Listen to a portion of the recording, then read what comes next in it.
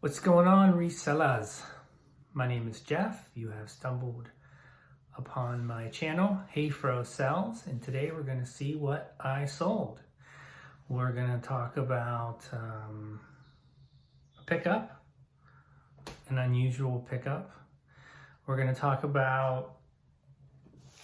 highlight one of the books from the esoteric book lot that I got for you to be on the lookout for. And we're going to talk eBay stuff in general. I had two local sales today, and you can find my local sale information on the community tab. And the best way to access that is to be subscribed, so it will show up in your feed. If I had the items still, I would show you. But yeah, I mean, 2 sales. I think I'm going to try to aim for 2 to 3 local sales a day. I don't think I've ever consistently got that. I'm working on another one right now. Somebody wants to buy this painting that I picked up last week that I showed you guys. Somebody made an offer for $150. I have it listed for $200. I'm trying to counter at $175 to see if I don't know. I think it's worth that. It's an original piece of art, and I don't know. Like, I kind of love it. I mean, it's gonna sell one way or the other, but I think I'm trying to get a little bit more out of it just because of how gorgeous it is. It's kind of an every person channel here. What I mean by that are like the things that I buy and I resell. You can find these items or comparative items like this kind of everywhere. Like, I don't know as if I'm ever gonna have like this amazing storage locker find, or these, these amazing, you see these videos where they're like, I don't know. It almost seems unrealistic how some of the resellers kind of paint what we do in this like treasure hunt atmosphere and like finding these pots of gold. For me, it's all about consistent sales. Like, I want to average 10 sales a day online, and now I kind of want to average 2 sales locally a day. That's kind of my goal. Everybody should have a goal. Everybody should know, and that goal kind of influences my willingness to accept offers or counter and whatnot. Like in the beginning of the day, I like to not necessarily accept every counter, but maybe I'm a little bit more lenient. Whereas maybe by the end of the day, if I've had a really good sales day, I might feel like countering. So anyhow, let's get to some things that sold. One other thing, comics is my specialty. I kind of wanted to talk about this for a minute the other day, and I kind of forgot. And I'm trying to kind of keep a little note thing on my phone of things I want to talk about, because I can get off on tangents real fast. Or as soon as I'm done with the video and I hit end, I'm like, oh, I wanted to talk about that. So I'm trying to have a little bit more structure that way. I'm still going to ramble. I'm still going to go off on tangents, and I'm still going to lose my train of thought. It's just the way I am. I get excited. Like, I love what I do. I get excited when I sell certain things. I'm going to show you something that I got really excited about today. It's nothing big, but for me, it's all about trying to find out if something will sell. I do things completely different than a lot of people. A lot of gurus or mentors will tell you that you need to know exactly what something is going to sell before you buy it. I disagree. I think you need to have good instincts, and you either got that or you have to develop that. But anyhow, so let's see. I think everyone should have a specialty in their store. I think it helps. I think it's something that you can fall back on. And everybody is a specialist in something. You might not know what it is right now. Generally, it's a hobby that you have and you have a passion for. Find a way to, monetize that in some way. Take that knowledge of, every hobby has things that people have to buy. That's one way to get a specialty. That's how I got my specialty. I've been collecting comics for years, and I don't collect them now to like keep. I buy collections, or I go to cons and shows, and I seek out certain books, whether I seek out undervalued books, or I seek out books that I can press and restore a little bit and get that price bump up from the making the condition of that item better. But I think everybody should have a specialty, but I also believe everybody should be an anything seller. I think you have to diversify, especially in this economy. Even now, I'm finding that right now when I'm sourcing, I'm trying to think more, like I still buy collectibles, but I'm also trying to think of like ways, like for example, this thing that sold today for 28 bucks. Nice. Did you like how I did that segue? Boy, that was pretty slick. Anyhow, I showed this a couple days ago. Picked this up, told you guys to be on the lookout for these things. I paid like $3 for this, sold for 28. It's going to I think this is going to my home state of Pennsylvania. I mean, I'm not there now, but it's where I was born and lived for many, many, many, many years until I got out.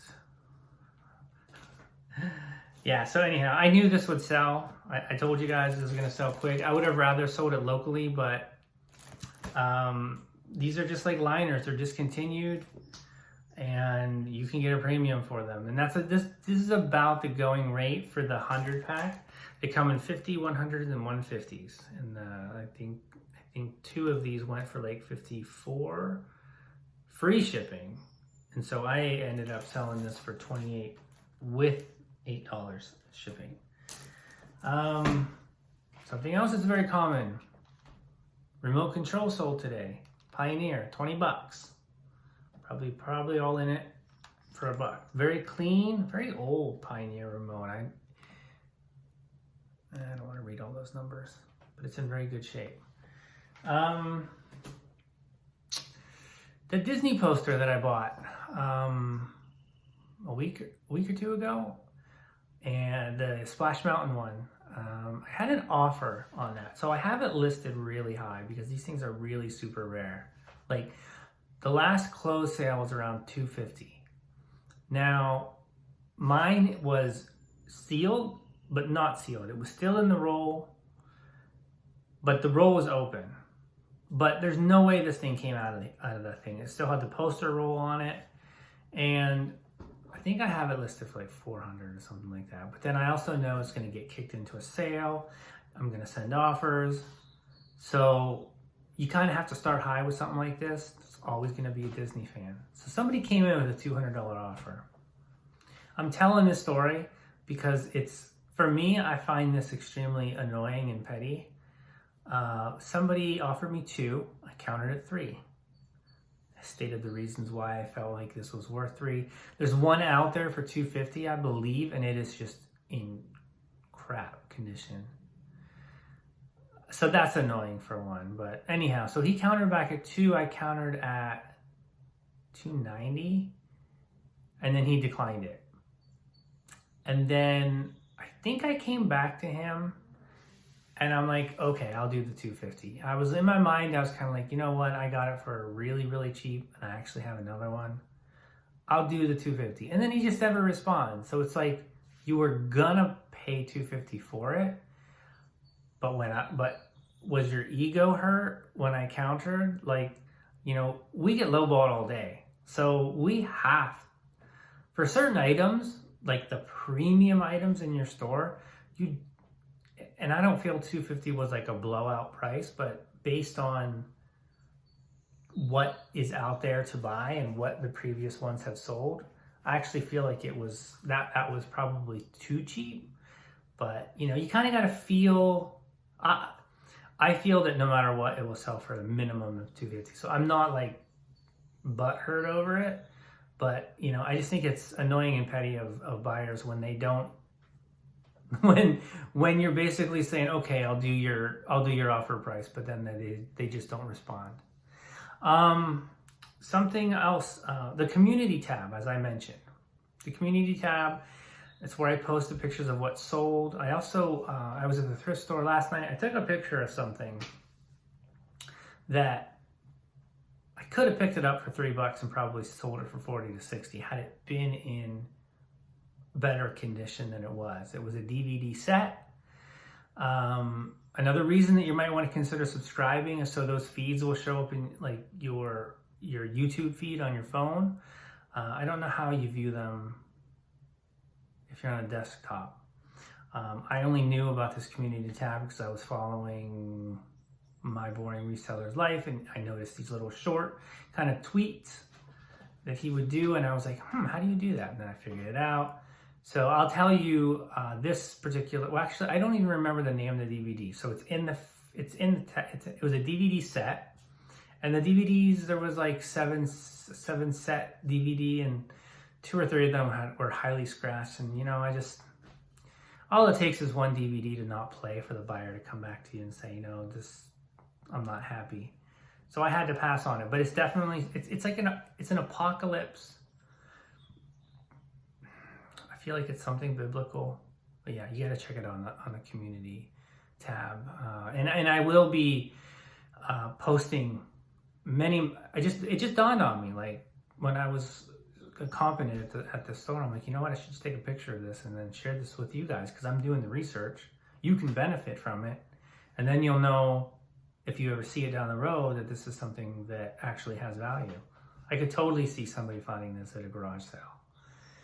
I talked about the importance of specialization.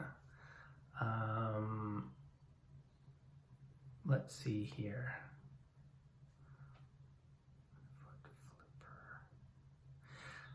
Okay, let me get to another item. This is the item that I could not find yesterday, and I'm gonna give you guys a tip. You probably already know it, but it's worth repeating. I tore my basement up looking for this thing. Like, my old classifying system was like glasses, bar stuff here, men's wallets here, women's wallets here, women's purses here, backpacks here, just like, and then, things slowly start to morph and blend together. And this should have been in the women's wallets and purses, but it wasn't for some reason. It was in the men's wallets, which I didn't think to look at until today. And so yesterday, I was like, okay, I'm just going to stop. Because as I was looking, I was also kind of like, I always start to get a certain level of anxiety when I can't find something. I don't know if any of you feel that. I already have like one defect on my account because I had to cancel an order. So if I get another one, it's just not going to be good. So I was kind of like, ugh. So anyhow, so I'm like looking, and then I'm like cleaning while I'm looking because I'm like, well, I might as well be organizing some stuff, pulling some stuff from my back stock while I'm doing this. And then at some point yesterday, I was just like, okay, I'm done. I'm done looking. Kind of resigned to the fact that I was gonna, maybe cancel it or touch base with the buyer, and then today I'm like, well, I still have because of the time frame that this person bought it, I still have until next week to actually ship it if I wanted to due to my handling time. So I'm like, so today I woke up, did my normal checking eBay, pulling things that have sold, whatever, everything that I do.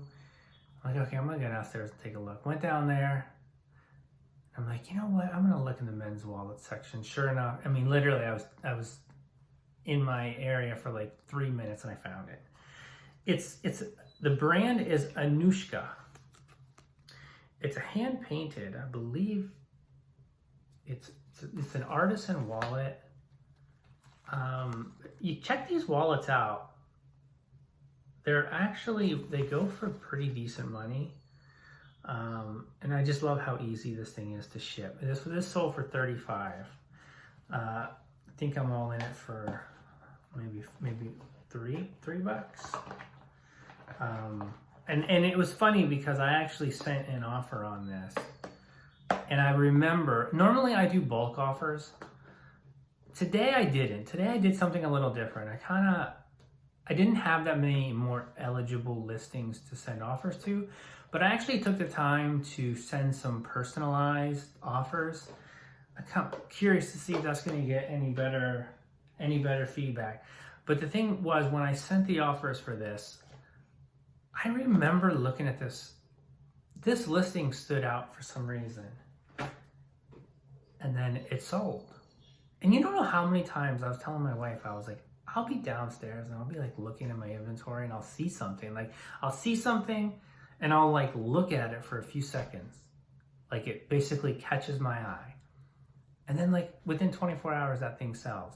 I just find that so weird. It's almost like the observer principle in quantum physics. I'm not sure if you're familiar with that, but it's a pretty cool principle. Basically, it's like they determine at a quantum level your new electrons and protons, when observed, behave differently, or when you focus on something, it almost like shifts something in the quantum field. So it's like I'm using my mind to like sell something.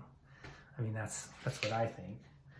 But this next item, so we're at 4 items sold today, lots a day left, and then 2 local sales.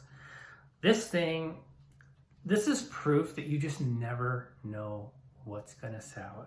And you might even be like, why would you even list that? Because it's cool, and I thought it would sell. It's basically a menu from the Los Angeles International Airport. And I don't know the date on it. It's just so cool. It's like this, it's like velour. It's like this. I mean, I don't like the feel of this stuff. But I mean, this is so cool. I mean, this is history. Like, I get excited about stuff like this. Like, this is just so cool. You open it up. Look at this. Look how cool this is. Guacamole y tostados, $1.25. I mean,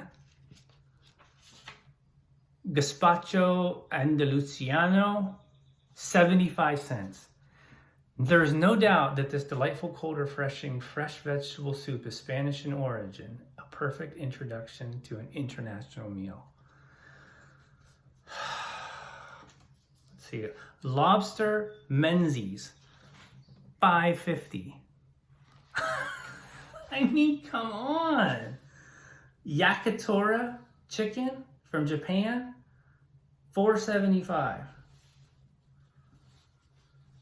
I gotta be careful not to, I get so excited sometimes. I don't want to wreck this thing.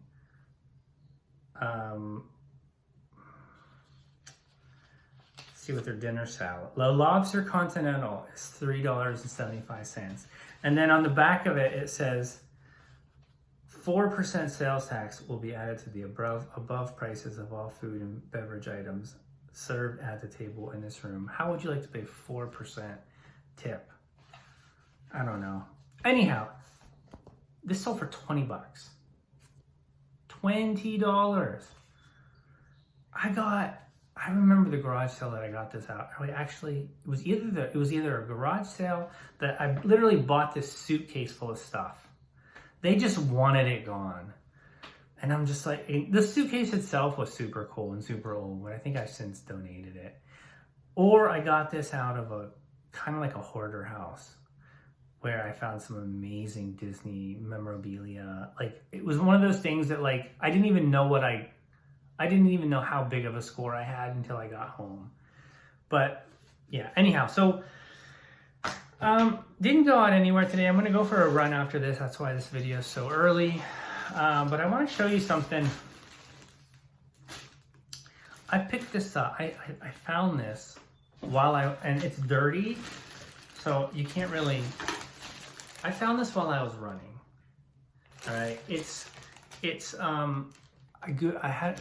a code on it. It's to a Ford F-150. It's an EcoBoost fuel filler door hinge. So like this opens up,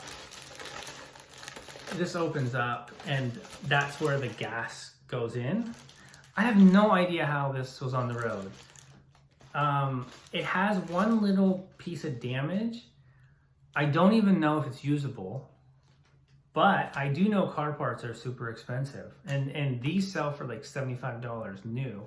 I'm probably going to sell this. I'm probably going to list it on Craigslist and sell it locally. That way somebody can come and can actually see it. I don't think I want to sell it on eBay and then have it not work, or they're not like. I mean, I would list it as is and I would take pictures of the defects, but I just don't want to deal with that. I don't want somebody to spend the money on the shipping and to buy it only to have it not work. But if there's value here, which, you know, all I had to do was pick it up and carry it home for my run, and I was already not far. I don't know, man, there's money everywhere. You just need to open your eyes and be open to that.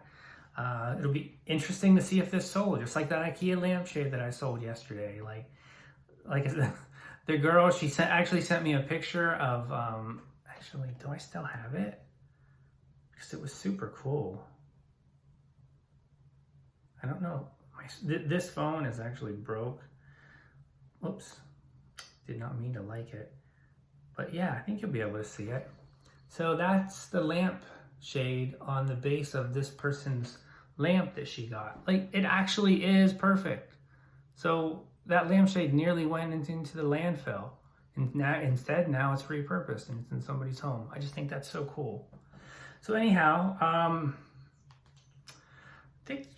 one more thing. This book, I was listening to this today, Conspiracy Hierarchy, the Story of the Committee of 300. There's a lot of books under this title that is like a newer version, but this particular cover, the last one sold for like $50. And then there was, I think I saw one listed for an insane amount, like a couple, $200 or $300 or something like that. I don't even know really what it's about. It's about the elitist. It's about the world domination. But yeah, so I listed this close to 100, I think, and we'll see. Because you just don't know. It's got some condition issues, but be on the lookout for this particular book by Dr. John Coleman. And if this book is, pretty sought after by a collector, probably if Dr. John Coleman wrote any other books, could be on the lookout. So yeah, I'm still working my way through those books. In terms of like listing them, I've still got probably 35 or more left. And then I'll move on to the posters that I got, and yeah. That's it for today, guys. Hope your sales are starting to pick up. Things are starting to feel a little bit more normal in terms of like sales coming through. And I know a lot of people are really talking about it being rough out there. I hope you guys are doing all right. I just want to make sure that I want to cover everything so I don't. Okay, do I want to talk about this? So I was watching this one video by 1 Foot Flipper, and basically the whole video was like, people you should block. And he was spot on. Like, it was a good video. And basically, I don't really have much to add, except for to just say when I decide I want to block a buyer. I kind of feel like this is an interesting topic because this is one of the few things that we as eBay resellers have power over, is actually just deciding I don't want to sell to you. and for me, it's pretty simple. I block anybody who leaves neutral or negative feedback. That should be a gimme. I've never had any negative feedback stick in all the times that I've been a seller on either of the accounts that I manage. eBay has, I talk a lot of crap about eBay, and I think a lot of people do, but I gotta say, gotta give them props when they deserve it. They have kind of always had my back, and I know that's not the same for some of you or other people. I know it's at times, and sometimes you just have to like be that squeaky wheel. Sometimes you just have to keep calling in until you get somebody. But they leave negative or neutral feedback, they're getting blocked. If I have to refund any single amount, whether like a partial or a full, I don't offer returns. Obviously, that's not the case when something shows up damaged, or they say it's damaged, or they say it's not as described. There's a big umbrella of what can fall under that. But as soon as I refund and it's just automatic, like whether or not I think they're scamming me or whether I think it's authentic, I just have to all across the board. Or if they open a case against me, and I've actually won some cases. I've actually let them go to eBay's decision. I have a pretty good track record about that. When I think I have a strong chance of winning, like 90-95%. Anytime I've ever let it go to that, I've never lost. And there are some tips and tricks that you can do, and I can't think of them right now, but I'm sure that the next time it happens, I'll be talking about it, because this is something that we all go through. So other than that, have a great rest of your day. I hope your sales are booming. And if not, I hope you're not getting down, because tomorrow's another day, and just be productive now, because the sales will come. eBay will get their crap together regarding their server issues and all the other issues. They have a vested interest in us succeeding. I know it doesn't feel like that, and there's going to come a time where I'm going to be really mad at them in the future, and it'll be your guys' job to point out, hey, remember that time you were praising eBay or trying to be positive. So talk to you later.